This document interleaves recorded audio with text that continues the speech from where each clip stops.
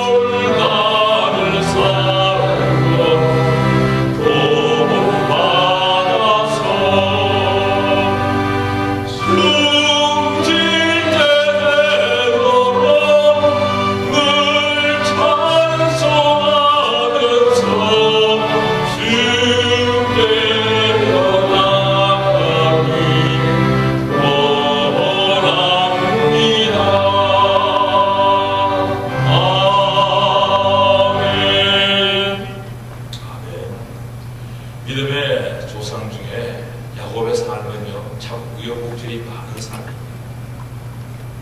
어떨 때는 어려움과 위험이 따랐고, 어떨 때는 참 평안함과 위로가 있었던 삶인 것 같습니다.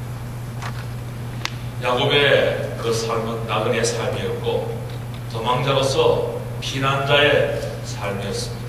그래서 야곱은 참 젊었을 때 아주 방랑자로서 많은 시간을 세상 가운데 보낸 것을 봅니다. 야곱이 아버지 집을 떠나가지고 참 아버지 집에 돌아올 때까지 걸린 시간은 약 20년의 시간이 걸렸습니다.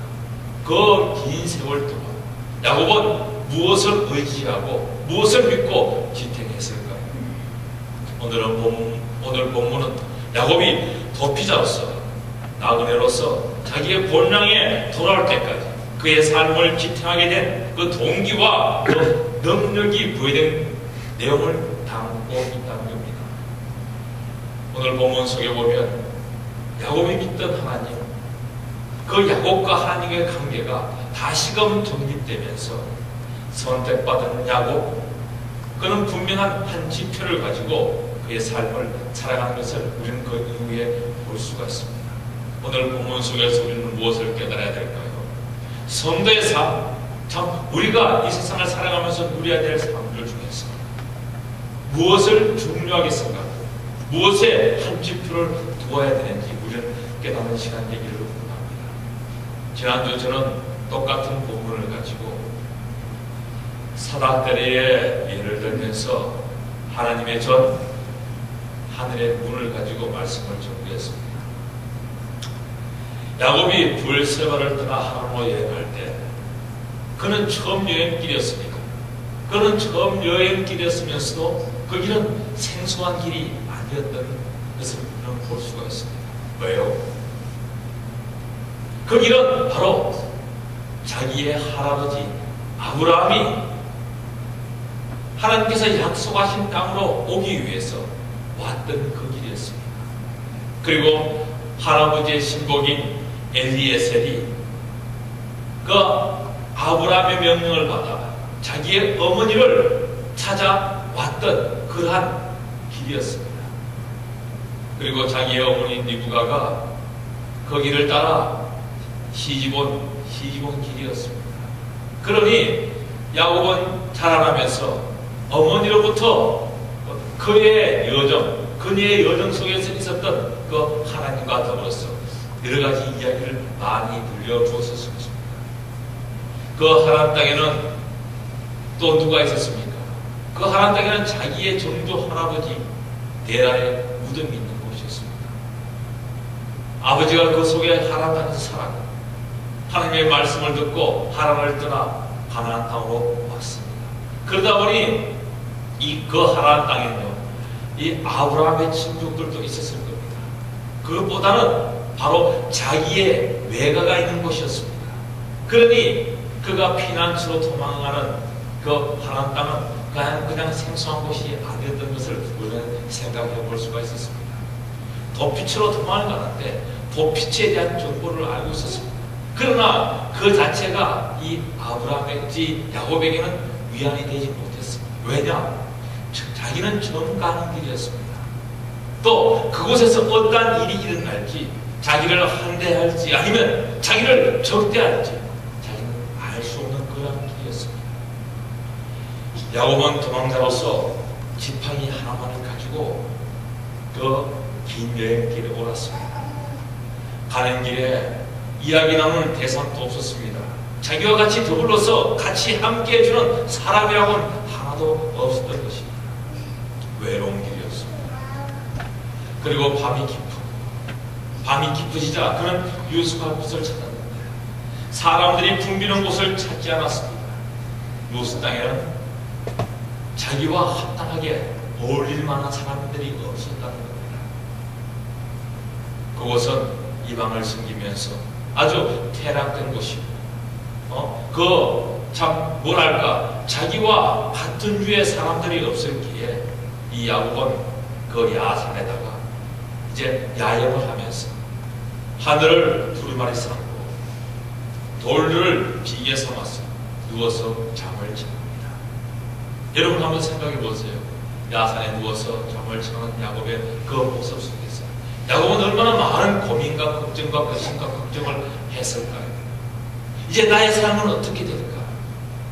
과연 내가 하나님의 집으로, 아버지 집으로 과연 돌아올 수 있을까? 이러한 생각 속에서 자기에 대한 미래의 보장이 없었습니다. 분명히 어머니께서는 형의 마음이 풀리면 너를 다시 부르겠다고 얘기했습니다. 그런데 그 마음이 언제 풀릴지 그래서는 그러한 걱정 속에서 잠에 들었습니다. 잠 속에서 사닥다리가 땅에서부터 하늘에까지 이어지는 사닥다리가 오는 것이었습니다. 여러분 성경에 보면요, 이 땅에서 하늘로 이어지는 모습에 그러한 유형이 두 가지가 나옵니다. 하나는 바로 무지개입니다. 무지개는 땅끝에서부터 시작해서 하늘로 이어집니다. 그것은 밝고 찬란합니다. 그러면서 또한 그것은 매끄럽습니다. 그러나 그 밝고 찬란한 것은 곧바로 사라지고 마는 것입니다. 무지개는 하늘에서 내려와 땅을 주관하시는 하나님의 자비를 비유하고 있다는 겁니다. 그러나 본문의 사닥다리는 하나님과 땅을 이어주고 하늘과 땅을 이어주고 연결점이라는 겁니다. 하늘과 땅을 이어주면서 연결해주면서 서로 살아서 교제할 수 있도록 만남의 장소가 이루어지는 곳이라는 것을 우리는 볼 수가 있습니다. 하나님의 택한 받은 사람들, 그 하나님과 그 상호 연결의 속에서 교통하는 것을 의미하고 있습니다. 예수 그리스도로 말미암아 바로 완성된 그런 그 중보의 모습을 볼 수가 있습니다.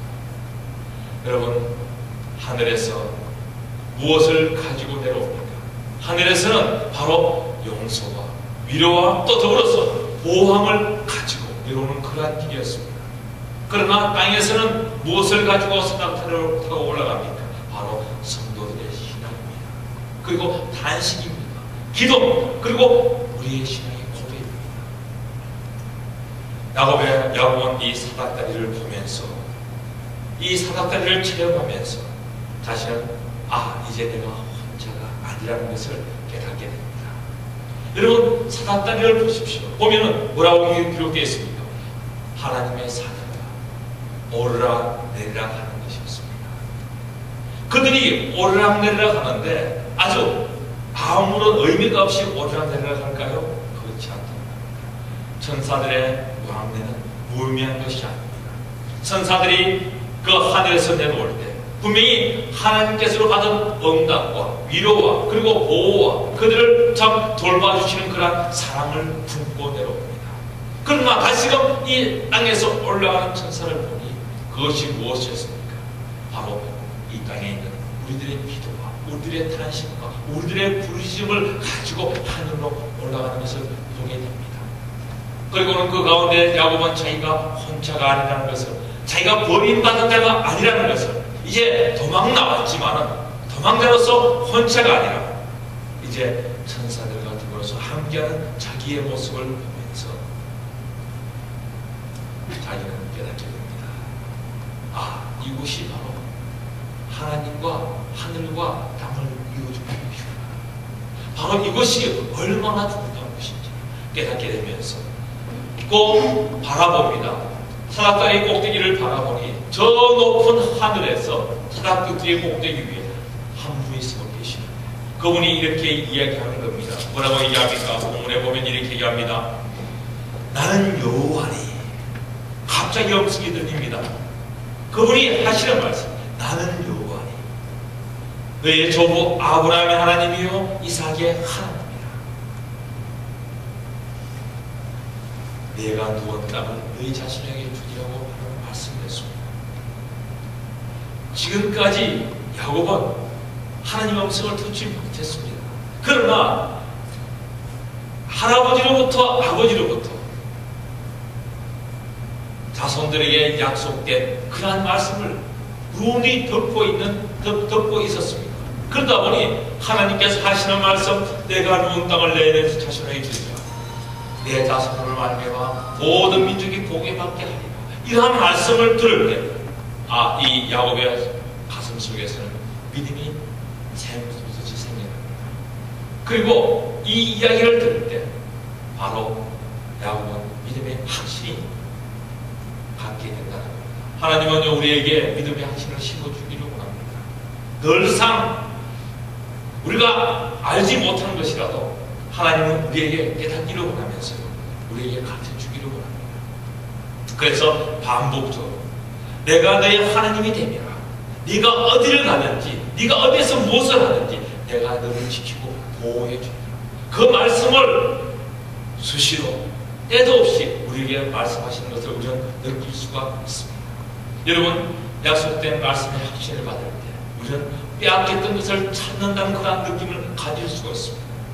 언제 내가 이제 다 빼앗기고 쫓겨나서 이제 멀리 가고 있는데 언제 내가 돌아올지 모르는데 그러나 이 확신의 말씀을 받을 때 야곱은 내가 다시 돌아올 수 있다는, 다시 아버지 집으로 돌아올 수 있다는 그런 마음의 확신을 갖는 것을 봅니다.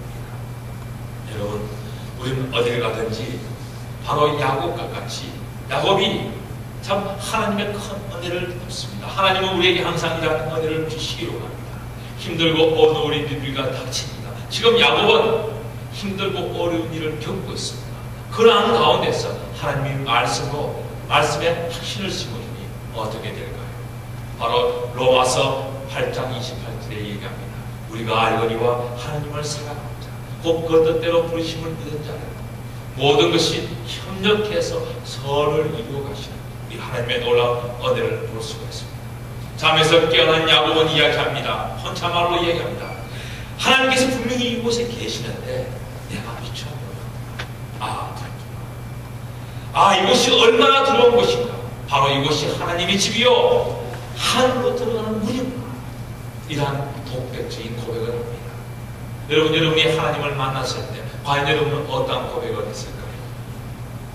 많은 자들이요 하나님을 처음 만나고 한다고 고백하는 것이 하나님께서 만드셨구나. 자연 속에서 하나님의 창조주 하나님을 경험하는 것을 요즘 깨달을 수가 있습니다. 야곱은 꿈속에서 믿음의 눈이 열렸습니다. 그 믿음의 눈이 열림으로 말미암아 하나님이 아버지 집에 계시는 하나님이었지만 바로 이곳에서도 하나님이 계시는구나. 하나님은 어느 곳이든 어디에든 계시는 하나님이라는 것을 깨닫습니다. 그리고 야곱은 얼마 전까지만 해서도 그 하나님은 나의 할아버지의 하나님이고 나의 아버지의 하나님이었다는 것을 확신하고 있었지만 자신의 하나님이었다는 것을 확신하지 못하고 있었습니다. 그러나 이것을 통해서 하나님은 그 누구의 믿는 식구의 믿는 믿음의 성도들의 하나님이라는 것을 깨달아 알게 됩니다. 그리고 하나님은 모든 사람에게 동일하게 역사하기를 원하시는 하나님이라는 것을 깨닫게 됩니다. 여러분 예레미야서 24장 24절을 보면요, 나 여호와가 말하노라 사람이 내게 보이지 아니하고 누가 자기를 엄밀한 곳에 숨길 수 있겠느냐. 바로 숨기더라도 자기가 숨더라도 하나님은 그가 어디에 있는지 그가 어디에서 무엇을 하는지 다 알고 계시고 그곳에서 그것을 보시고 계신다는 것입니다. 그리고 베드로전서 1장 20절 보면 이렇게 얘기합니다. 그는 창세전부터 미리 알리신 바 된 자나 이 말세에 너희를 위하여 나타나신 바 되었다.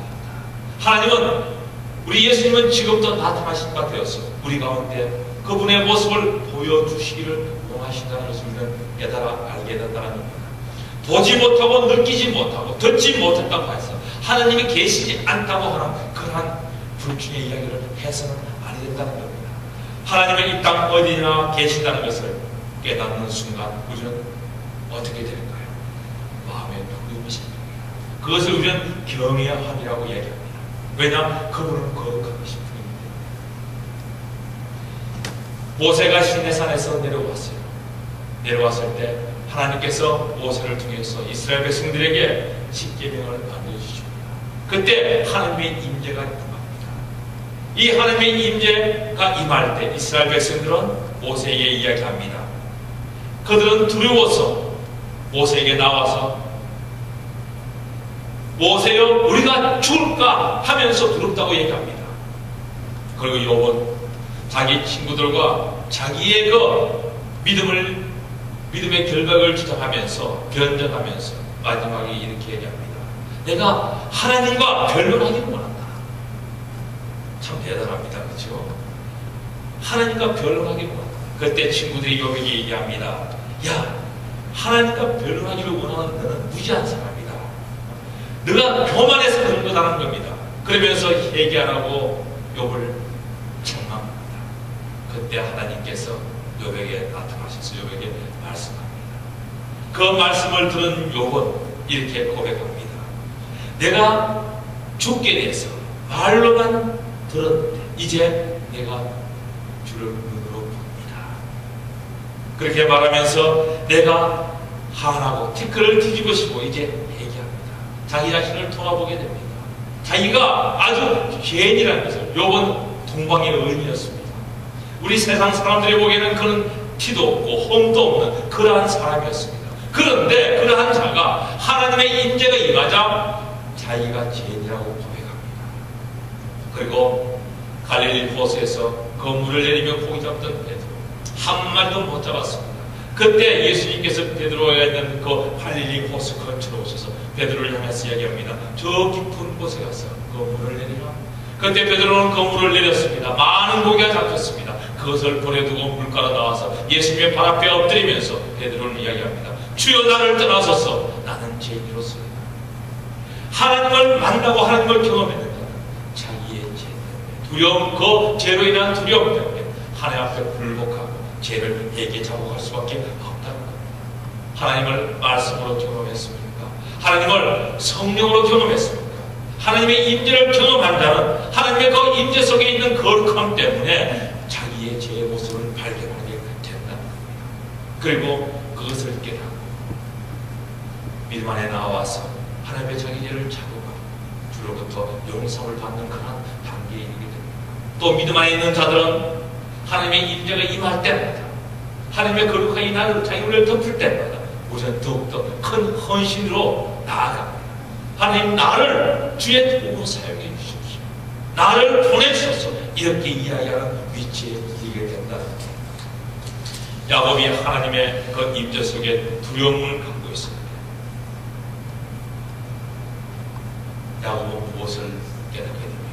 바로 이곳이 하나님의 집입니다. 바로 이곳이 하늘로 들어가는 문이 있는 것입니다. 여러분, 이 경험은 보통 사람이 하는 경험이 아닙니다.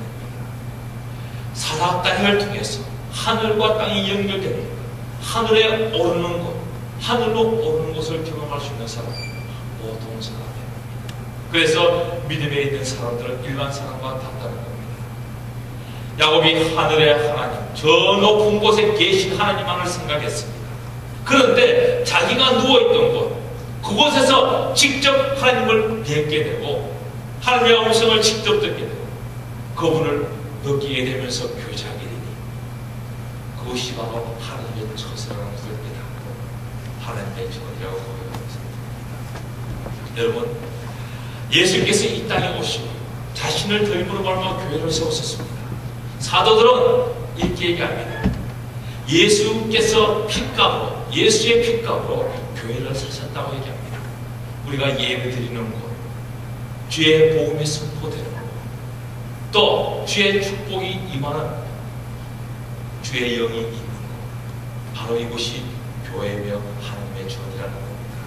여러분, 야곱이 하나님을 배웠던 곳, 그것은 바로 하늘과 땅이 연결되는 곳입니다. 그곳에는 무엇이 서 있었습니까? 바로 사닥다리가 서 있었습니다. 그 사닥다리는 바로 예수님을 예표하고 있습니다. 요한 1서 2장 1절 2절 보면 나의 자녀들아 내가 이것을 너희에게서 너희로 죄를 범치 않게 하려 합니다. 만일 누가 죄를 범하면 하나님 앞에서 우리에게 대언자가 있으니 중보자입니다.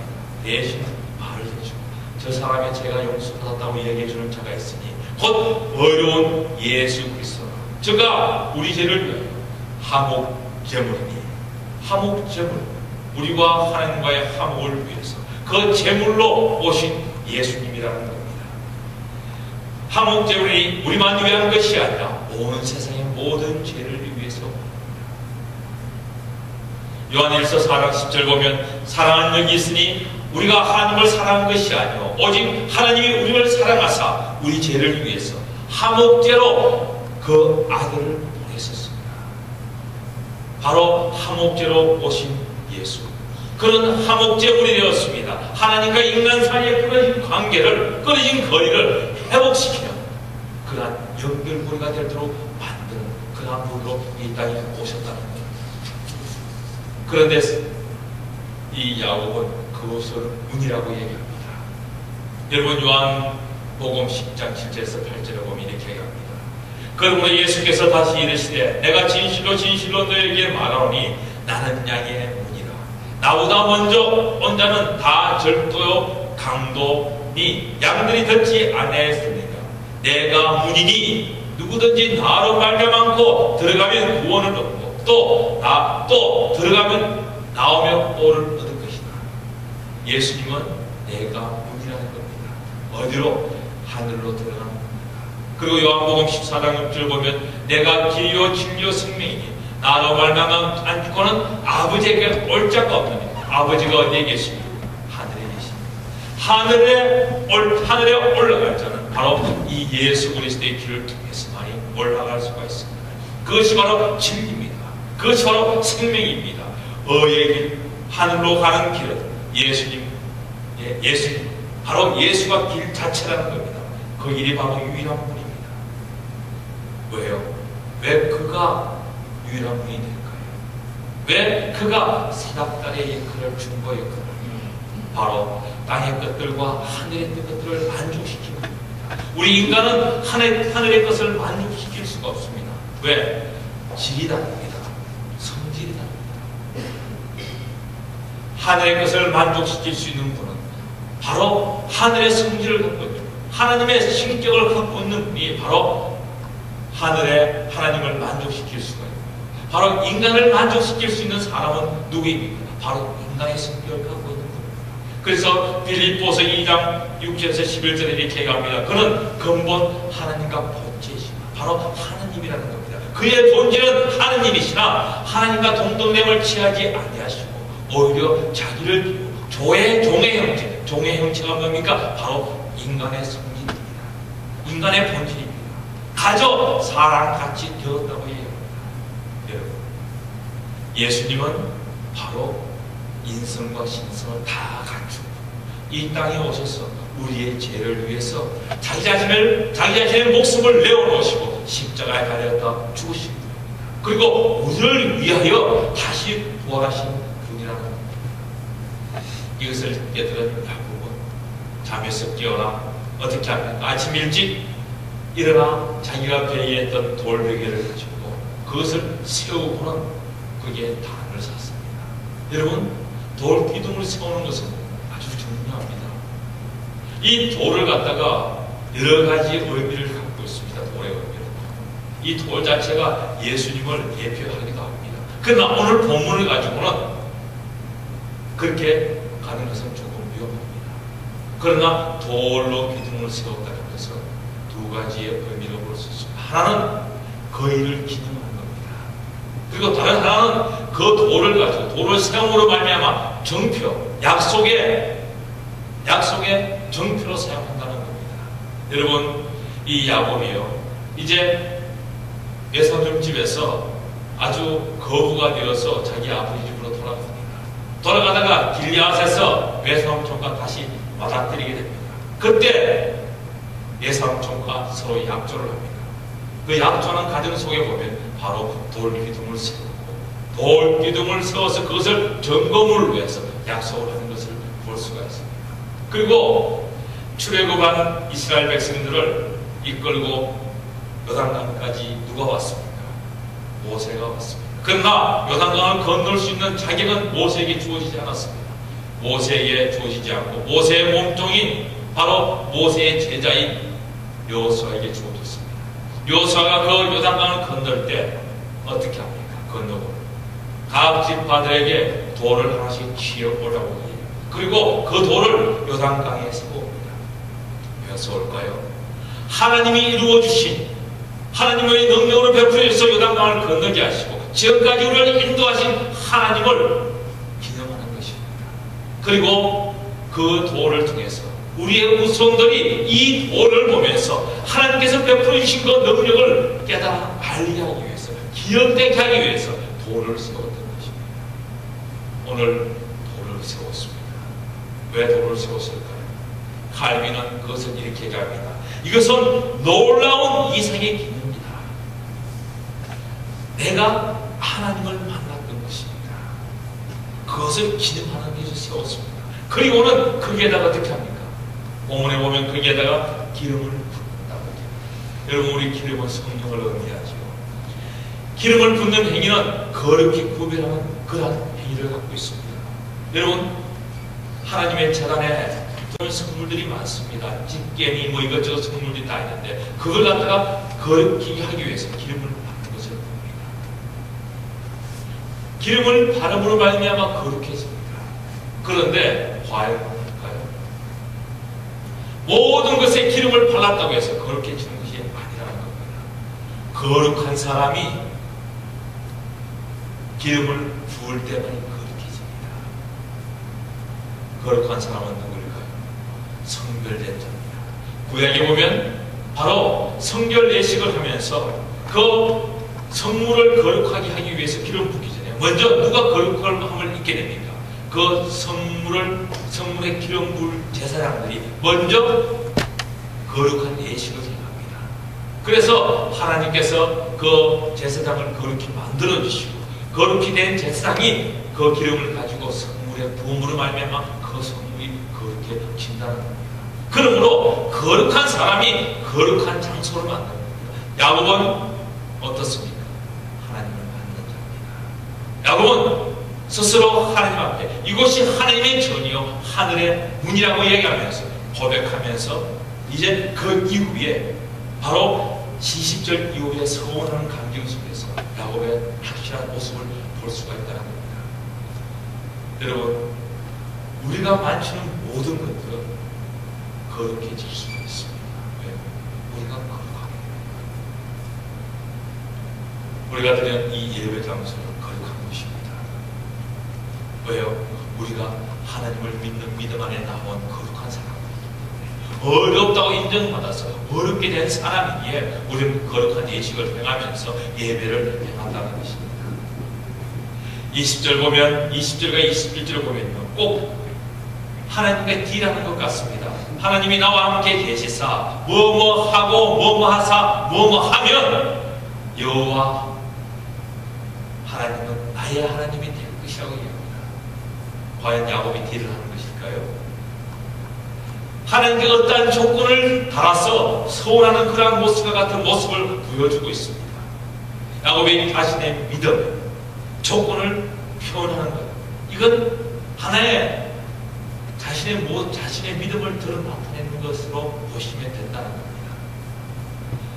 여러분, 20절과 21절의 말씀이 바로 13절에서 15절의 말씀을 다시금 반복하고 있다는 것을 생각해 보시면요, 바로 하나님께서 약속으로 주신 13절에서 15절의 말씀을 바로 야곱은 지금 와서 확신있게 다시금 하나님 앞에 반복을 하면서 하나님께 이 약속의 말씀을 자기 마음속에 확정하는 그러한 야곱의 모습입니다.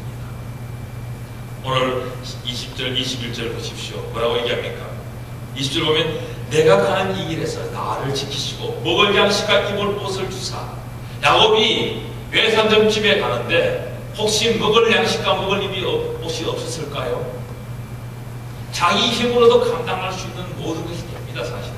그러함에도 불구하고 야곱은 그것이 하나님께로부터 나에게 주어지는 걸 준다는 것을 확신 있게 이야기하면서 하나님께 영광 돌리는, 하나님께 자기 믿음을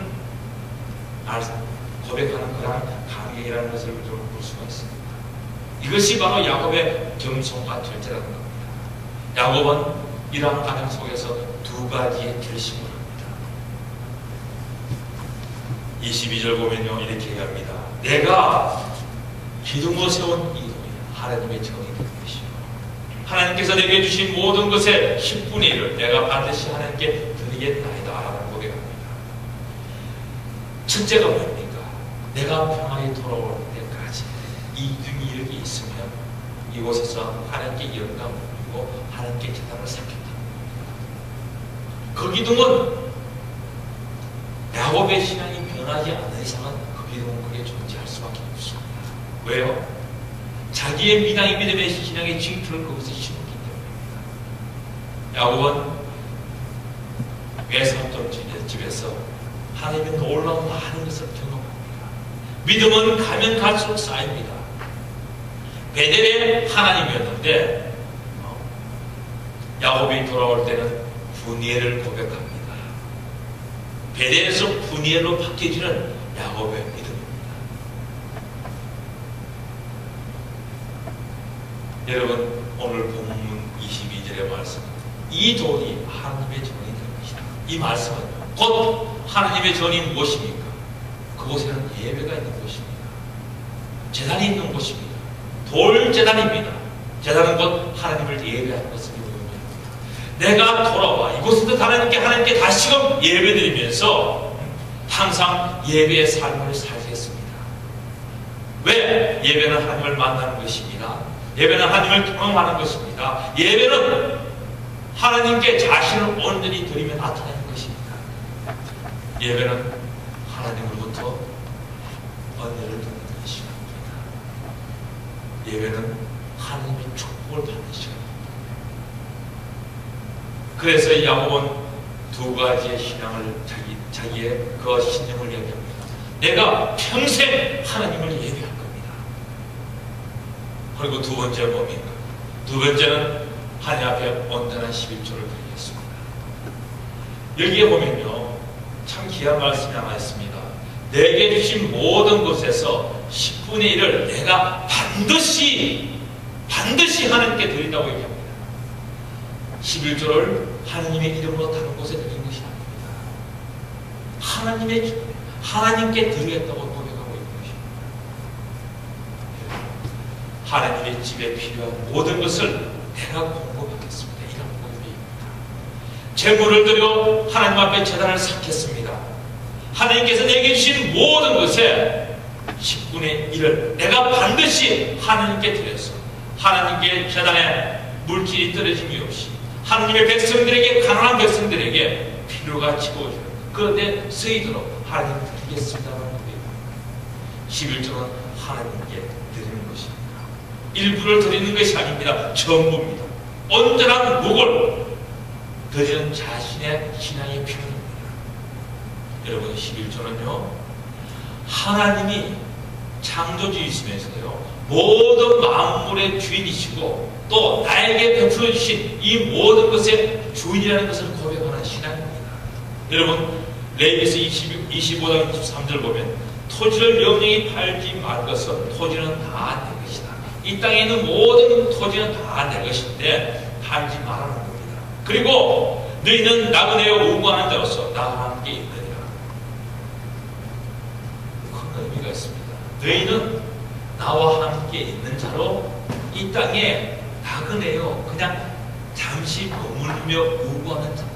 그러니 이 땅에 있는 땅의 모든 것들은 너희는 아니까 나라고 얘기합니다. 토지를 팔지 마라. 이스라엘 자손 12지파 중에서 한 지파인 네 지파는요, 하나님께 것이었습니다. 왜? 네 지파가 하나님 것이 되면서 이스라엘 모든 백성들이 바로 하나님의 백성이 될 수가 있었던 것입니다. 하나님께서는 이스라엘 한 지파에게 땅을 골고루 여호수아를 통해서 나누어 줍니다. 그리고는 네 지파에게는 땅을 주지 않습니다. 왜? 그들에게는 농사 짓지 못하게 합니다. 땅을 소유하지 못하게 합니다. 왜? 그들은 하나님의 것입니다. 다 하나님의 것입니다. 그러나 다 하나님의 것이지만 그 중에 일부를 택해서 이것은 너희 모두가 다 나의 것이라는 징표로 나의 소유가 되고, 이들에게는 땅이나 모든 것을 주지 않고 이들에게는 너희들이 거두어들이 농사 짓고 그 한 모든 것의 소출의 10분의 1을 이들에게 드리라고 얘기합니다.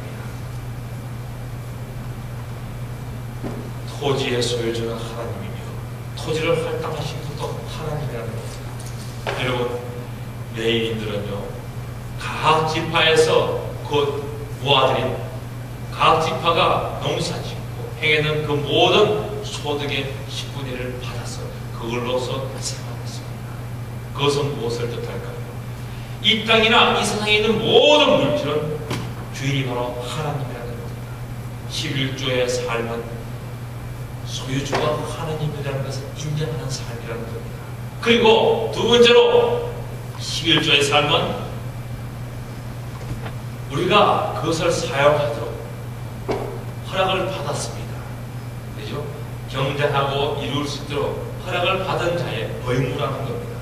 여러분, 창세기 14장 17절에서 20절 보면요, 멜기세덱에게 아브라함이 이제 나가서 전쟁에서 살레왕을 물리치고 각 왕을 물리치고 많은 전리품을 가지고 돌아오다가 어떻게 합니까? 멜기세덱에게 10분의 1을 드립니다. 왜 드릴까요? 성리케 하시는 분이 하나님이었습니다. 소수의 정예병을 가지고 대군을 물리칠 수 있도록 만들어주신 분이 누구예요? 하나님이에요. 또 거기에서 많은 전리품을 얻어서 돌아오게 하신 분이 하나님이었습니다. 그 속에 자기 조카 롯도 구하고 아주 놀라운 것들을 행하는 것이었습니다.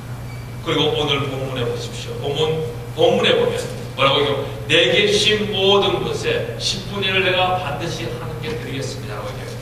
그 앞에 보면 20절 보면 이렇게 얘기합니다. 야곱이 성마에 오르되 하나님이 나와 함께 계시사 내가 가는 이 길에서 나를 지키시고 먹을 양식과 옷을 주사 소소한 것까지 먹는 것, 입는 것, 마시는 것까지 다 다 하나님으로부터 주신다는 것을 내가 인정하고 또 그것이 하나님으로부터 주어진 것이기 때문에 나로 평안히 아버지 집에 돌아가게 하시고 내가 반드시 내가 거두어드리는 내게 주어진 모든 것입니다. 일부가 아닙니다. 모든 것의 10분의 1을 하나님께 반드시 드리겠다고 이야기하는 것입니다. 그러니 우리는 하나님으로부터 비즈니스나 직장이나 아니면 교회 모든 것들을 허락받은 자들입니다. 우리가 허락받았다면 허락하신 분들에게 그것을 10분의 1을 드리는 것은 당연한 의무라고 얘기합니다. 그리고 세 번째로 11절은 하늘의 문을 열고 복을 부어주는 복의 길이라고 얘기합니다. 말라기서 3장 7절에서 11절 보면 이렇게 얘기합니다. 만군의 여호와가 이르노라 너희 열조의 날로부터 너희가 나의 규례를 떠나 지키지 않아야되다. 그런즉 내게로 돌아오라고 얘기합니다. 그리하면 나도 너희에게 돌아가리라. 너희가 이르기를 우리가 어떻게 하여 돌아가리까 하도다. 사람이 어찌 하나님 뜻을 도둑질하냐. 너희들이 그때 떠나가는데 그 떠나가는 것은 왜 떠나가느냐? 바로 하나님 뜻을 도둑질하는 것 때문에 떠나간다는 겁니다. 그러나 너희는 나의 것을 도둑질하고도 말하기를 우리가 어떻게 주의 것을 도둑질하였나이까. 우리는 도둑질했지 않았다고 얘기합니다. 이는 곧 11조와 헌물이라. 너희 곧 온 나라가 나의 것을 도둑질하였으므로 너희가 저주를 받았고 11조를 도둑질한 사람은 저주를 받는다고 얘기합니다. 만군의 여호와가 이르노라 너희 온전한 11조를 창고에 들여 나의 집에 양식이 있게 하고 그것으로 나를 시험하여 내가 하늘의 문을 열고 너에게 복을 살 것이 없도록 굳지 아니하라. 하나님께서 어떻게 하시겠다고요? 11조를 하는 자들에게 하늘의 문을 열고 복을 부어주시겠다고 약속합니다. 근데 어떻게 복을 부어주십니까? 우리에게 다가오는 재난이나 그 외 여러 가지 그 악한 일들을 하나님께서 막아주심으로 말미암아 우리에게 복을 주시겠다고 말씀한다는 겁니다.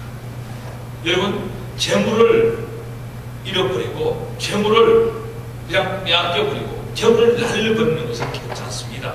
그러나 그 가정 속에서 우리의 심령이 다치고 우리의 육신이 다치고 우리의 그 삶이 어려움을 당한다면 여러분 어떻게 되겠습니까? 하나님은 분명히 얘기합니다. 11조의 삶, 그것이 바로 온전한 11조의 삶이 바로 하나님께 온전히 헌신된 자의 삶이라는 겁니다. 여러분, 예배를 위해 전적으로 헌신된 사람은 어떤 사람입니까? 예배를 위해서 하나님의 집을, 하나님의 전을 세우기를 원하는 사람은 어떤 사람입니까? 이 세상 모든 물질이 하나님의 소유라고 생각하면서 수입의 10분의 1을 끊김없이 아주 기쁜 마음으로 드릴 수 있는 사람은 어떠한 사람입니까? 자신에게 주어진 모든 물질이 하나님께서 이 땅에서 살아가는데 나를 지키기 위해서 하나님께서 주신 것이라고 생각하면서 하나님께 10분의 1을 드리는 사람은 어떠한 사람입니까? 하나님께서 약속하신 말씀을 이루어질 것을 믿고 축복의 약속의 말씀을 믿고 10분의 1을 드리는 사람은 어떠한 사람입니까? 바로 이러한 사람을 온전한 신앙의 사람이라고 얘기합니다. 이 사람은 엄청난 신앙의 사람입니다. 많은 사람들이 11조를 하면서 온전한 신앙생활을 한다고 얘기합니다. 그러나 많은 사람들이 그렇게 하지 못하고 있다고 합니다.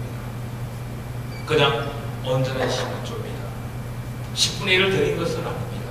온전한 그 의미는 바로 반드시 하나님께 드리면서 필요에 따라서 그것이 10의 1조, 10의 2조, 10의 3조가 될 수가 있다. 왜? 모든 재물과 이 땅에 있는 모든 나에게 주어진 모든 것들이 하나님의 것이기 때문에 하나님이 필요하실 때 필요에 따라 쓰임받을 때 그것이 바로 온전한 헌신이 된다는 겁니다. 여러분 11조를 드리는 사람은요 저절로 드리는 사람이 아닙니다. 처음에 신앙의 고백이 있는 사람이 바로 11조를 드립니다. 또 11조를 드리는 사람은요 처음의 고백이 하나님께서 허락하십니다.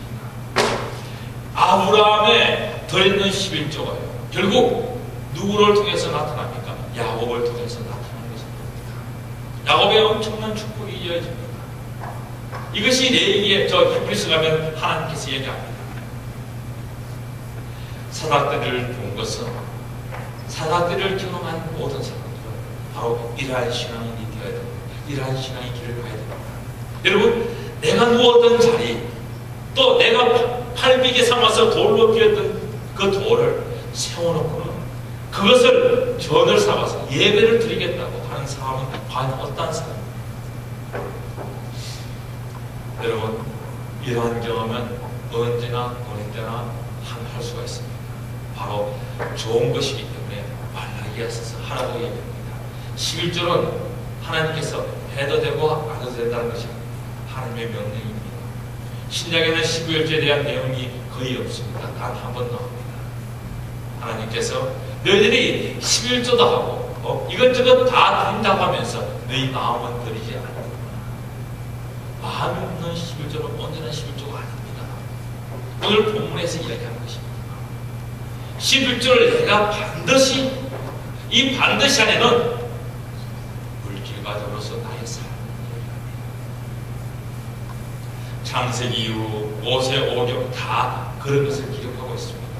11조를 드리겠다는 결심하는 신앙, 그리고 11조를 드리겠다는 결심하는 신앙은요, 신앙의 발전이 있습니다. 그리고 11조는 완벽합니다. 저도 컴플리트 오프닝을 위해서 한 걸음 한 걸음 가기 바랍니다. 저 자신도 어떻게 보면 완전한 11조를 드리지 못하고 있는 사람 중에 한 사람입니다. 왜요? 완전한 11조는 하나님이 원하시는 것이, 하나님이 원하시는 것이 이룩될 때는 우리는 어떻게 될까요? 더 크고 놀라운 은혜의 깊은 바다로 이끌림을 받게 된다는 겁니다. 여러분, 어디 곳에 있든 어느 곳에 있든 외로울 때나 슬플 때나 우리는 하늘에 있는, 하늘과 땅으로 연결된 사랑다리를 볼 수 있는 자가 되어야 됩니다. 또 그 보았다면 그것을 기억하면서 그것을 항상 마음에 두고 있어야 됩니다. 우리의 슬픔의 고통, 우리의 아픔의 그 아픈 고통, 또 그것 우리가 울부짖을 때 그것은 바로 우리의 그 기도가 하늘로 올라간다는 것을 우리는 기억해야 됩니다. 그리고 우리가 부르짖는 그 기도의 응답이 항상 하늘로부터 우리의 중보자를 통해서 우리에게 이루어진다는 것을 생각하면서 우리의 영원한 중보자이신 예수 그리스도를 생각해야 합니다. 우리는 정말 하나님의 전을 위해서, 우리의 예배를 위해서 우리의 마음을 다 드려야 됩니다. 어떻게 하면 온전한 예배를 드리고 어떻게 하면 온전한 11조를 드릴 수 있을까요? 성령께서 여러분의 마음속에 가르쳐 주시기를 원합니다. 또 저에게도 더 깊은 그러한 그 내용들을 알려주시기를 원합니다. 성경 말씀에 구절들이 있다는 것을 생각하면서 항상 말씀을 묵상하는 우리와 저와 여러분이 되기를 예수님 이름으로 축원합니다. 같이 기도합시다. 하나님 감사합니다. 야곱